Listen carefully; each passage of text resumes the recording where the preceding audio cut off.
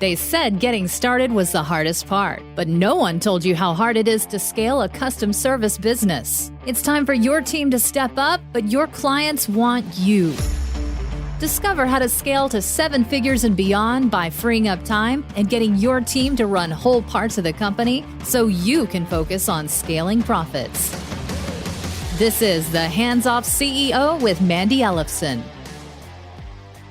Today, I am going to be sharing with you the 4 stages of becoming a hands-off CEO. So this is really an important thing to be discussing today because a lot of times when people hear the term hands-off CEO, they think that this is just some CEO that's just sitting on the beach somewhere, lazy, not doing any work at all. And you know what? At some level of being a hands-off CEO, maybe part of your time looks like that. But there's actually 4 stages to getting to a point where you can have your business run completely 100% without you, like to a point where, you could sell it if you want to. Not all business owners, and we're talking about service business owners specifically because the Hands-Off CEO podcast is about scaling a custom service-based business. And that's very different than a manufacturing type of business or retail or, any other type of business because it just requires so much of you and your brain. But the thing is that there are actually 4 stages that you move through as you get to the pinnacle, which is stage 4 of being a hands-off CEO. And stage 4 isn't right for all entrepreneurs. And maybe it's not right for where you're at the stage of your growth and what your goals are. So this really is based on what your goals are. So I want to go through these 4 stages so that you can be looking at what it looks like and what you're experiencing in this stage, and then what is the thing that you need to do to advance out of that stage. And in later episodes, if this is a really popular episode, I'll probably be going into the details of each one of those stages and how to actually progress on to the next stage. And I work with clients at a number of these different stages of becoming a hands-off CEO. And sometimes it is correlative with like how much revenue they're bringing in, but more often than not, it actually doesn't have a lot to do with that. So because I see companies in the multiple 6-figure range that are like at a level 3. And then I see some companies in the multi 7-figure range that are like a level 1 or even a level 0. So I don't want you to be thinking that really is driven by revenue, because it really isn't.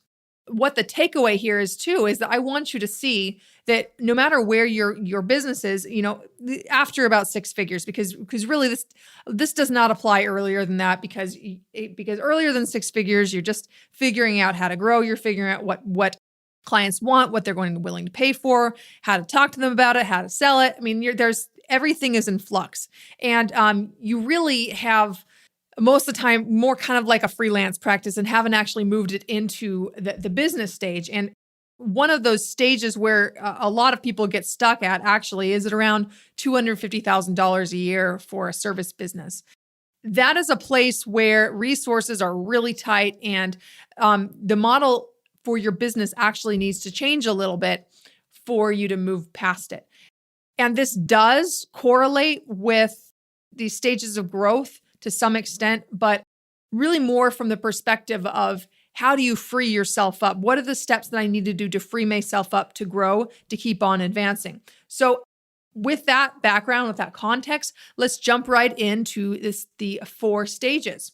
All right, stage 1 is where you as the CEO is 80% of the service delivery. So you're only doing about 20% of the actual service delivery. And stage 2 is where you're at you're out of about 95% of the service delivery, and you have gotten out about half of the marketing. So you've delegated about half of your marketing. So that's stage 2. And stage 3 is when you're about 95% out of the service, and you're about half of the marketing tasks you're out of, and half of the sales you're out of as well. And then stage 4 is where you're 95 to 100% out of service delivery, out of marketing, and out of sales, just generally the operations in general. So let me just go through what each of those stages look like. And again, this is not, you getting to a stage 4 may never be the goal of your business. And in fact, my business, the Hands-Off CEO, it is not the goal of my business to get to a stage 4, actually. I really enjoy the work that I'm doing in the business. So for me, it's about optimizing what parts of it that am I doing and what parts of it are my team doing, so I can stay out of the yuckies and really just be staying in my strength zone where I can keep on growing the company and just doing the important work in the world that's really going to make the biggest impact. And that's what being a hands-off CEO is all about, is about leveraging your time so that you can focus on the highest leverage skills that you have that's going to really make the world a better place and free you up to just have more freedom and fun with your family and just do the things you've always wanted to do. So let's jump to stage 1. So in stage 1, your goal is to get 80% out of service delivery. So, and this is pretty difficult if the service actually came directly from you, right? So if this is all in your head, this is going to be a challenging thing. And one of the biggest things that I see companies that holds them back from really putting this stage into their business is that the service is just too custom. And they are solving too many problems for too many people and in too many different ways. So then there's 3 different variables there that are just all over the place. And when you're doing that, then what happens is you're kind of running like a freelancer still, where you're solving all these different custom problems. And it's a bit of a trap because you know that custom work provides a lot of value. You get great results. And that's why clients buy from you. They're buying from you because of your brain, your skill set. So you're always being stuck in the project work. And your role is to get to a stage 1, your role needs to be where you're streamlining the service delivery. You're breaking down what is this service product that we're offering. So what is the one client that we're solving the one painful, at least a 6-figure problem for? And what is our customized solution for that? I didn't say custom, I said customized.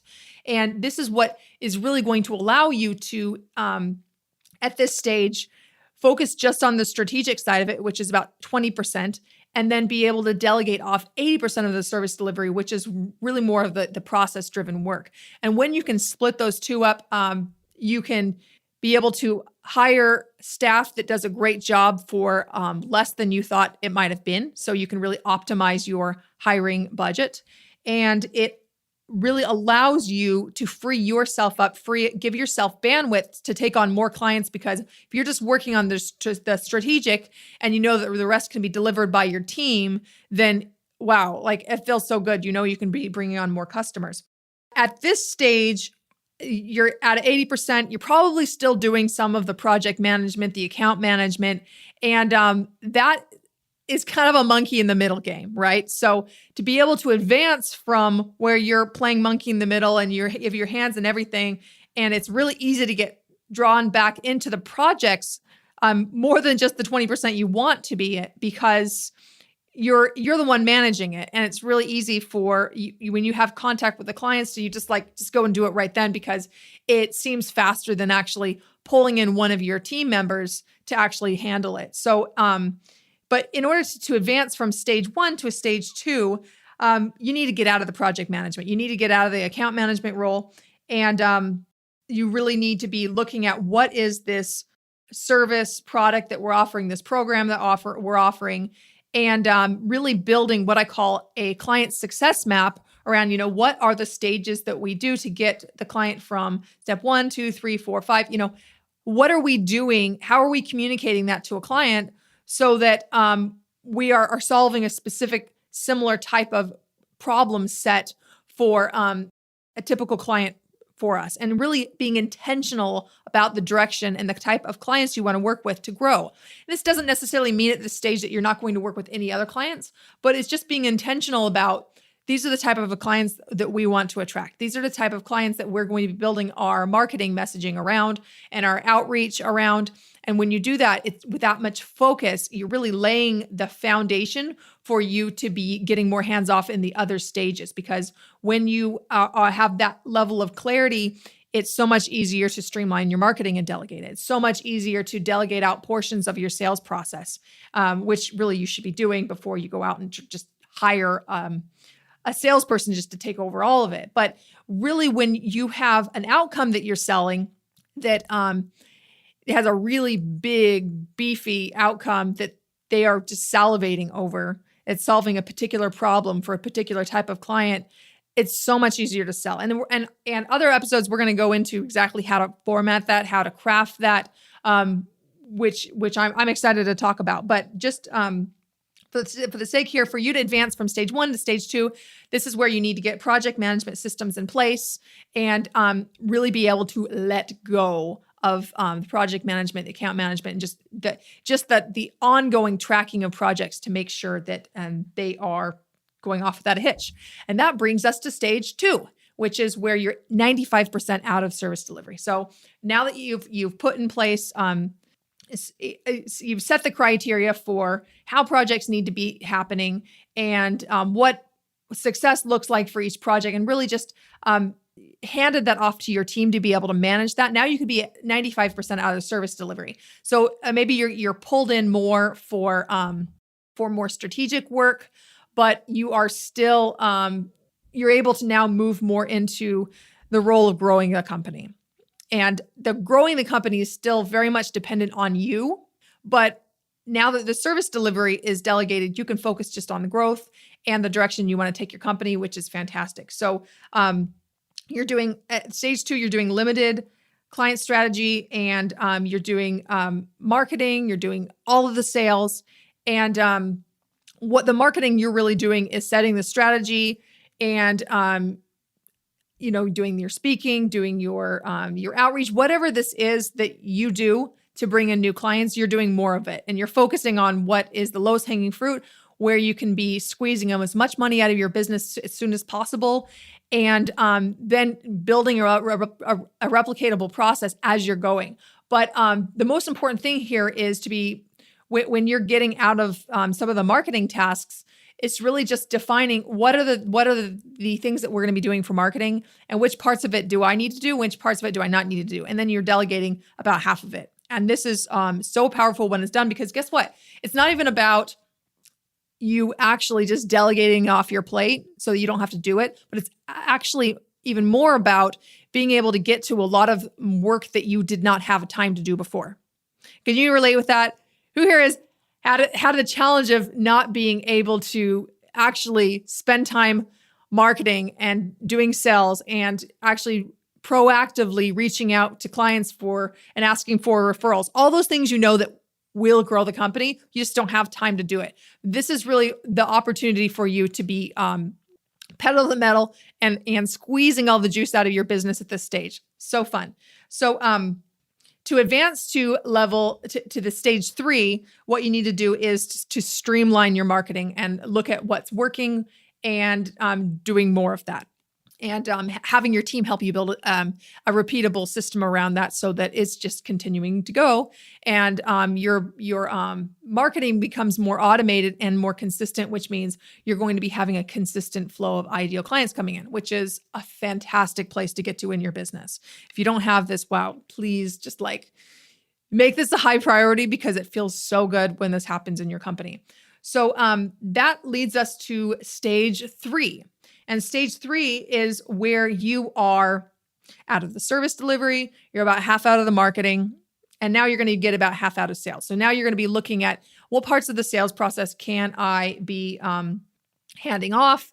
What parts can I have to do? What parts do they need to do? And now, depending on how high of a ticket the service that you provide is going to depend on how early this happens, actually. Because for some companies that have a lower ticket service, you might actually have sales.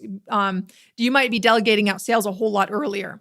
But typically, the bigger ticket service that you're offering, the later it makes sense to delegate out the sales process, because it has hiring salespeople is one of the most challenging roles to hire for. It's a completely different animal.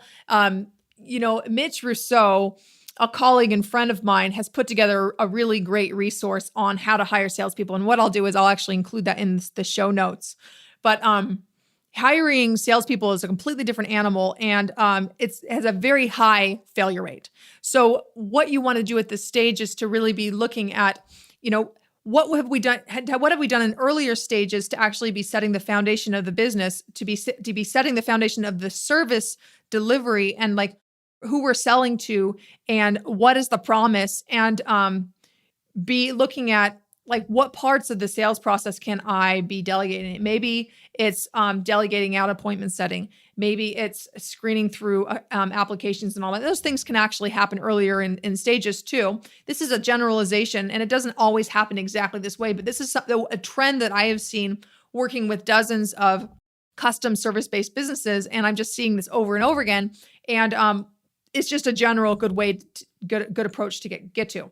So stage 3, in order to progress to stage 4, you are delegating out a good chunk of your sales, and you've already delegated out your marketing. You can continue delegating out the marketing as well.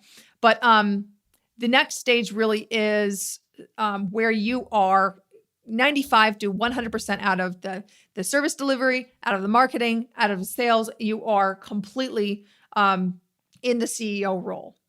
Now, I want to add too that every one of these stages, stage 1, 2, 3, 4 of being a hands-off CEO, requires your main job as the CEO is to provide the what and the why.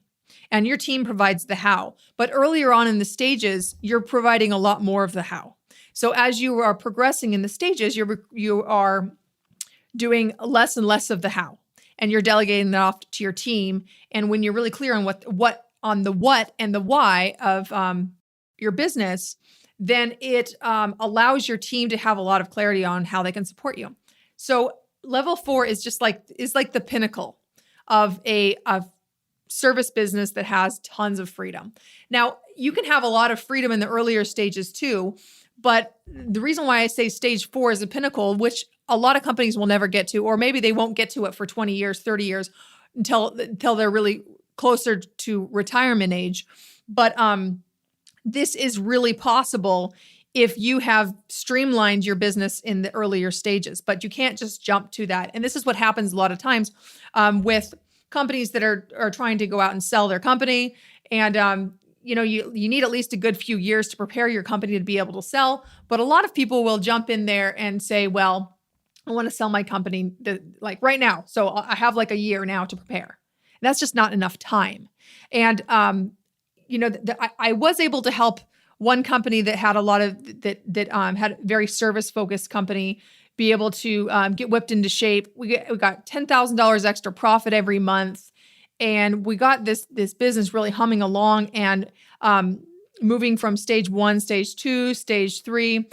He was probably at a stage 1 when we met, but a lot of the things in these later stages, like stage 2 and stage 3, he just wasn't doing it all. And we were able to get things moving along for him and standardized in a way where he was actually able to sell the company in about, it's like 2.5 years, something like that. So that was much sooner than he thought it was going to be able to sell the company for so much more money than he actually thought was possible. And I can't disclose that because it's private information.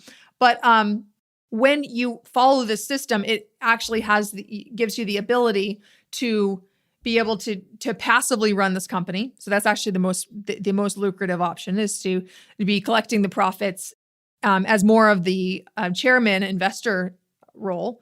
And that is a really great place to be for a lot of people who retire, because you might not want to just completely let go of this, because like as an entrepreneur, you're used to just being busy every day. You're used to having a lot of things you're responsible for and impacting people and helping people and coaching your team. And that's just not, if all of that goes away, like what are you going to do? What are you going to do with all your time? And maybe you have some really great plans, and it makes sense to sell your business and go off and do something else. Maybe you want to start another business. Maybe you have some charitable projects you want to do, or maybe you just want to spend the time with your wife. That's cool too.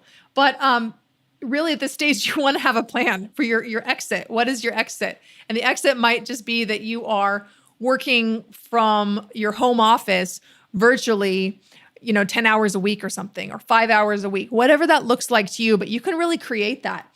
And at this stage 4, your role is just strategy. It's just the direction for where the business is at. And this is really fun too, because this is the thinking time where, you're going on walks on the beach and thinking through the strategy of your business.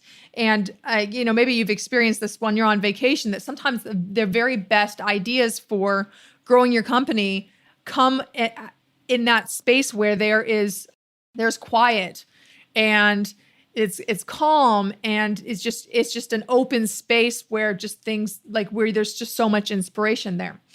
The other thing that's happening at this stage too, and I neglected to mention this earlier in stage 3, but around stage 3 is where you are starting to develop an operator for your business.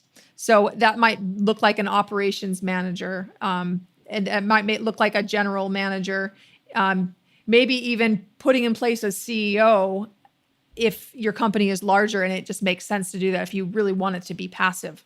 That's like your management level.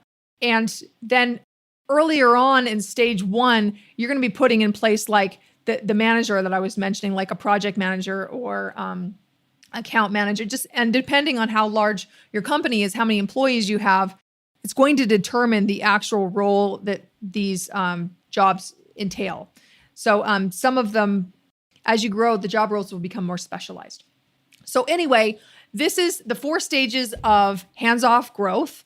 This is specifically for service-based businesses. I have this graphic that I have put on the show notes, and you can go directly to handsoffceo.com/4 stages, the number 4.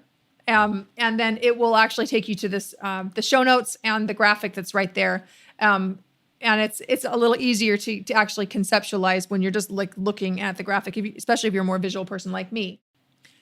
Thanks for listening today. I hope you enjoyed our episode on the 4 stages of hands-off growth. If you enjoyed this, please do us a favor, help us get the word out about this important message that we're sharing with the world around hands-off growth.